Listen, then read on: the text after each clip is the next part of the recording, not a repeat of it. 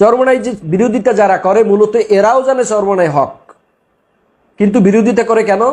বিড়ি যে ধূমপান যে করে সে নিজেও জানে এটা স্বাস্থ্যের জন্য ক্ষতিকর, কিন্তু এরপরও জিজ্ঞেস করবেন যে ভাই অভ্যাস হয়ে গেছে, এটা ছাড়তে পারছে না। তো যারা চরমনাইয়ের বিরোধিতা করে এরাও জানে চরমনাই হক, কিন্তু বিরোধিতা কেন করে? এই যে রক্তে একটু দোষ সমস্যা, এরাও জানে চরমনাই হক, কিন্তু অভ্যাস হয়ে গেছে, এই জন্য এরা এটা ছাড়তে পারতেছে না। আল্লাহ রসুল চাচাকে দাওয়াত দিতে গেলেন ইন্তেকালের পূর্বক্ষণে আবু তালেবকে, কিন্তু আবু তালেব জানে রসুল হক এবং সে আল্লাহ রসুল, এতে কোনো সন্দেহ নাই।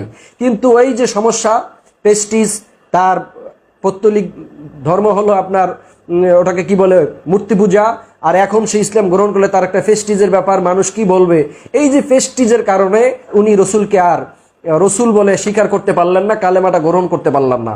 এই কিছু কিছু মানুষ আছে চরমনাইকে হক জানে, বুঝে, চিনে, কিন্তু পরিবেশের কারণে বা দলের কারণে চরমনাইয়ের বিরোধিতা করাটা তাদের অভ্যাসে পরিণত